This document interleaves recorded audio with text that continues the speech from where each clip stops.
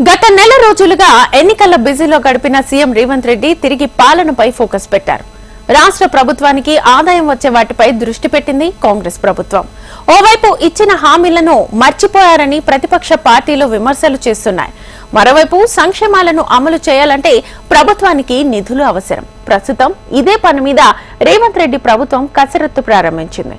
ప్రజలకు ఇచ్చిన హామీలను నిలబెట్టుకునేందుకు కాంగ్రెస్ ప్రభుత్వం విశ్వ ప్రయత్నాలు చేస్తోంది. ఈ నేపథ్యంలోనే నిన్న ప్రభుత్వ ఉన్నతాధికారులతో సీఎం రేవంత్ రెడ్డి సమీక్ష నిర్వహించారు. ఏ శాఖల ద్వారా ఎంత ఆదాయం వస్తుంది అన్న విషయాలపై ఆరా తీశారు. ముఖ్య కార్యదర్శులతో సమావేశమై ఆదాయం సమకూరే మార్గాలపై దృష్టి పెట్టాలని సూచించారు.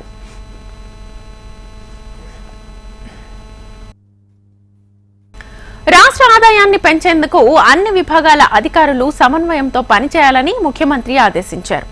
అవినీతి అక్రమాలకు అడ్డుకట్ట వేయాలని, పన్నుల ఎగవేత లేకుండా కఠిన చర్యలు చేపట్టాలని హెచ్చరించారు. వార్షిక లక్ష్యానికి అనుగుణంగా ఆదాయం పెరిగేందుకు అధికారులు పక్కా ప్రణాళికతో ముందుకు వెళ్లాలని సూచించారు. అవసరమైన సంస్కరణలు చేపట్టాలని ఆదేశించారు. శాఖపరమైన లొసుగులు లేకుండా కట్టుదిట్టంగా వ్యవహరించాలని స్పష్టం చేశారు. రాష్ట్రానికి ప్రధానంగా ఆదాయం తెచ్చిపెట్టే వాణిజ్య పన్నులు, స్టాంపులు, రిజిస్ట్రేషన్లు, ఎక్సైజ్, మైనింగ్ విభాగాల అధికారులతో సమావేశమై రాష్ట్ర ప్రభుత్వ ఖజానా నింపడానికి ఎలాంటి నిర్ణయాలు అవసరమో చర్చించారు.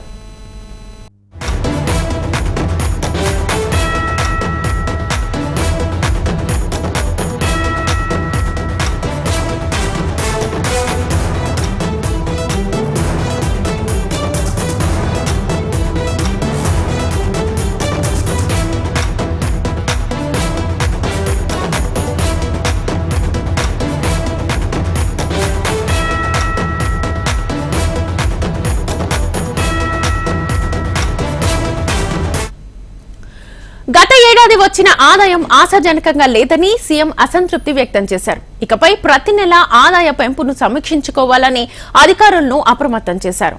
బడ్జెట్లో పొందుపరిచిన వార్షిక లక్ష్యాన్ని చేరుకోవాలంటే ఏ నెలకు ఆ నెల టార్గెట్ ను నిర్దేశించుకుని రాబడిని సాధించేందుకు కృషి చేయాలని అధికారులను ఆదేశించారు. ప్రధానంగా రాష్ట్రానికి రాబడి తెచ్చిపెట్టే జీఎస్టీ ఎగవేత లేకుండా చర్యలు చేపట్టాలని సూచించారు. జీఎస్టీ కలెక్షన్స్ పెంచేందుకు పక్కాగా ఫీల్డ్ ఇన్స్పెక్షన్, ఆడిటింగ్ జరగాలని సూచించారు. జీఎస్టీ ఎగవేతదారులు ఎంతటి వారైనా ఉపేక్షించకుండా నిక్కచ్చిగా పన్ను వసూలు చేయాలని ఆదేశించారు. వాణిజ్య శాఖలో ఇంతకాలం జరిగిన పొరపాట్లు పునరావృతం కావద్దని, జీఎస్టీ రిటర్న్ పేరిట వెలుగులోకి వస్తున్న అవినీతి అక్రమాలకు తావు లేకుండా వ్యవహరించాలని అధికారులను హెచ్చరించారు.